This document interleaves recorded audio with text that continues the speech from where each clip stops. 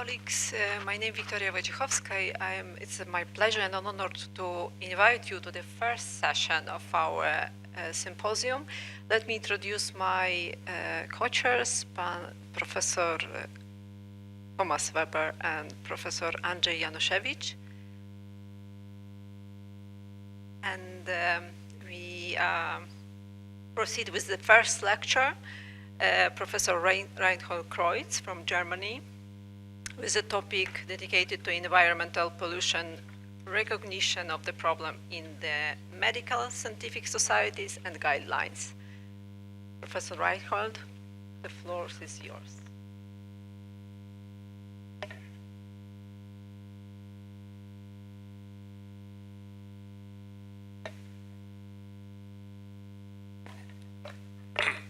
Good morning, everybody. Thank you very much for inviting me, Marek, again to the meeting, and congratulations to the meeting.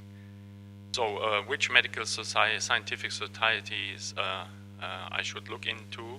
I selected the hypertension, of course. I think you expected me to do that, and with your team. So ESH, ESC, American Heart, ACC, and other societies doing the US guidelines. And I also selected some, I looked in several, but I mentioned only a few other societies. So let's start with the ESH, Guidelines 2023. There's one paragraph, exposure to noise and air pollution mentioned in the guidelines. Very short paragraph. This is the text. Acknowledging that environmental noise and air pollution are risk factors. Noise exposure is largely due to traffic noise, is also mentioned. On the bottom, also acknowledge that on an individual level, the possibility to escape from a detrimental environmental exposure is obviously limited. However, hypertensive patients can reduce exposure to air pollution by modifying the location, timing, and type of outdoor activities. They may also try to reduce indoor exposure to noise and air pollution. So there is some recommendation. You know, the recognition is also nice if you put the topic into one of the figures at least, or tables. So I think together with Professor Januszewicz, we were responsible to put this together with the support of the other task force members. And here you see there's this also environmental factors is featured, highlighted in the pathophysiology of blood pressure regulation and hypertension. And with regard to the risk factors, we have the table with the risk factors, and it's also mentioned environmental exposure to air and noise pollution is mentioned. And there's one statement, then we are finished. New environmental factors have been added to those already documented by older research. And due to the Krakow group, there's another paragraph where at least the topic is mentioned, because the Krakow group did the studies on COVID-19, the reduction in traffic noise, because due to the lockdown and due to your work, there's actually a sentence also mentioned in the ESH guidelines. So to be more related to focus on implementation, we will develop the master plan, the short version of the guidelines. And in the assessment, we have an infographic for the assessment. Environment is not mentioned, so you can criticize this, not mentioned, but in addition, there's the history mentioned, and there's a table and cardiovascular risk factors, including novel environmental factors, at least mentioned there, but not in the infographic. So this is a deficit, probably. However, in regarding the selection of therapy in the master plan, there's one for lifestyle and one for pharmacological treatment. And for lifestyle, you see on the bottom right that to minimize exposure to noise and air pollution is at least mentioned and emphasized in the ESH guidelines. Okay, so gaps in evidence. I think there's a lot of gaps in evidence for environmental role of the environment and pollution. Nothing mentioned. 32 items, nothing mentioned. So I would at least say that, you know, how to deal with regard to risk stratification when we have the classical risk factors, and also in our score models, in the score, the ESC model, and in our time-honored approach in ESH. It's really a gap of evidence how we deal with pollution, and that's at least one gap, I would say. Now, looking into the ESC, they also highlighted the environment in the figure, which is important, because physicians reading the guidelines look into the figures, and here it is. You see geopolitical status, noise pollution, air pollution, climate is mentioned in these guidelines. They have also a very short paragraph acknowledging environmental factors as a risk modifier, and they are a little bit more specific, mentioning also particulate matter, the famous PM2.5, but also nitrogen dioxide and carbon monoxide and sulfur dioxide, so specifically mentioned, and some other aspects, but that's about it. They also have a list of gaps, 23 gaps identified, but they also mentioned one, number 20, hypertension management in the setting of climate change, global warming, air and other forms of pollution, pandemics, war zones, and the context of drug restriction experienced in some low and to middle income countries. This is a gap of evidence acknowledged in the ESC guidelines, I think, which is important. Now, in the American Heart, ACC et al. Guidelines, more recently, very short. They are anyway very short and much more concise than the European guidelines, and they have a large also appendix, but nevertheless, they are very short. Also mention just one sentence here. Emerging data also implicate environmental exposures and chemical toxins, air pollution, heavy metals included as a risk factors for increases in blood pressure, and they have one table where the air pollution is mentioned. That's it. However, Thomas Weber in his lecture mentioned, and I think something for the future to discuss and to develop for us, for the community, they have a different, more granular risk score model, which is the PREVENT score, other parameters. For instance, I think very important, EGFR is included here, UACR, other aspects, but they include also the zip code. The zip code they use actually more for social deprivation, other aspects, but I think in the future the zip code can be used also in acknowledging the air pollution or the traffic noise, etc., the environmental problem related to specifically the zip codes. We have already, in the WHO, I don't go into details, we know that the WHO have a lot of efforts related to environmental pollution. But we have at the national level already these score charts or scorecards, but I think we need to be more granular, and maybe the zip code in the future and acknowledging the pollution will be very important, or an option to be developed. The gaps in evidence acknowledged by the US guidelines, improving the measurement methods. I think it's very, very important. Thomas mentioned that the cuffless devices in the future, that's a major issue, so they are much more focused with regard to the gaps. I think I like that. And exploring underlying biology, maybe also for the basic research, and the second point they mentioned, addressing social determinants, understanding how socioeconomic and environmental factors influence blood pressure outcomes. I think that's really an important gap mentioned among the three major gaps mentioned in the American guidelines, which I think that's favorable.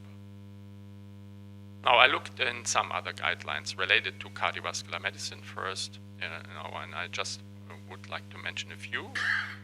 For instance, here the 2023 ESC guidelines for the management of cardiovascular disease in patients with diabetes.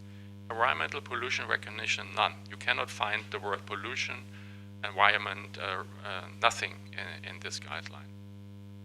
Now, also I thought that maybe the respiratory societies, like the European respiratory societies, should acknowledge environmental aspects. For instance, the asthma guidelines, they are actually from 2020. There's an update in 2025 when you read it and search for environmental pollution and related aspects, nothing, surprisingly to me.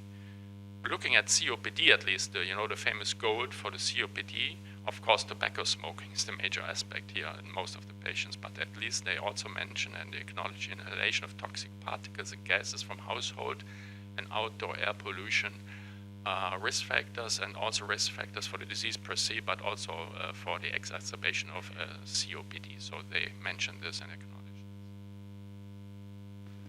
However, when we look into the ESC cardiovascular disease prevention guidelines, already a couple of years old, 2021, I don't know who is responsible, but they have invited 11 other societies contributing to this. And when you look at least at the keywords, you see already they mention at the keywords air pollution and climate change. So in their guidelines, I think this is already emphasizing that the environment is important when you add that to the keywords. They have one major figure also for the prevention goals for all patients. And at the bottom right, you see that environment, air pollution, and climate change are mentioned as important aspects. They have two paragraphs, environmental exposure, aerosol pollution is mentioned that might impact the individual risk assessment, and specifically you see particulate is mentioned again here also.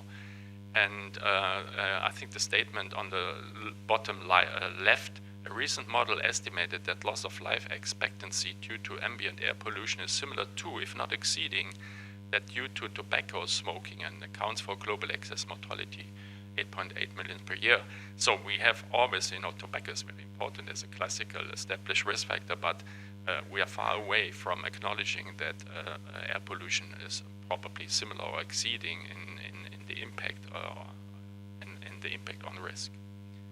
Also, they state on the right panel that it's difficult to be sufficiently precise to estimate individual exposure estimates are hard to obtain. To formally come up with a risk accommodation in our classical class of recommendation rules that we follow in the guidelines. At least I mentioned some positive recommendation. I think the weakest positive recommendation you can have, 3 is you should not do, and 2B is the weakest positive recommendation you can do, class of recommendation, and the lowest level of evidence is basically expert opinion is C. And I think we have to work to put this in the guidelines in the future, in the hypertension guidelines, and maybe to bring the numbers up and or the letter up from C to B, and the class recommendation to 2, even 1. That the patients at high cardiovascular risk may encourage to try to avoid long-term exposure to regions with high air pollution. In regions where people have long-term exposure to high levels of air pollution, opportunistic CVD screening programs are maybe considered. They have also another paragraph, so 2 larger paragraphs, and they acknowledge that environmental pollution are risk factors. Unlike the respiratory societies, they acknowledge that that it's also risk factor for respiratory disease, cardiovascular disease, coronary artery disease. We know heart failure. I could also mention heart failure guidelines, cardiac arrhythmias, etc., and stroke, and venous thromboembolism as well. Also, at the bottom right, you see that they also mentioned the political EU program, the European Green Deal program, and therefore they also have some recommendations related to public health issues in their guidelines, policy interventions at the population level, and putting in place measures to reduce air pollution, including reduction of PM emission and gaseous pollutants, reducing the use of fossil fuels, and limiting carbon dioxide emissions are recommended due to reduce cardiovascular mortality and morbidity, with a class 1 recommendation in their guidelines. So, coming to the end, I think focusing on the hypertension guidelines, there is some recognition, very short in the guidelines so far. Specific pollutants are mentioned, but it's more superficial air, and noise is very often mentioned, in particulate matter, the famous PM2.5. And there are also some recommendations, have you seen, but they are very weak, and I think there's a lot of space for further improvement. And I think, therefore, I think we should be proud in ESH that we have established a working group at the Berlin meeting. We had the first session of the working group, and in summary, I would conclude that the recognition of pollution and hypertension, when we look at the lifespan of the problem, I would say that the child is born, recognized in the guidelines, and particularly in ESH with the working group, but it's still in infancy and has to be developed further, and I think the satellite symposium certainly will contribute, has a major impact on this. So thank you very much for your attention.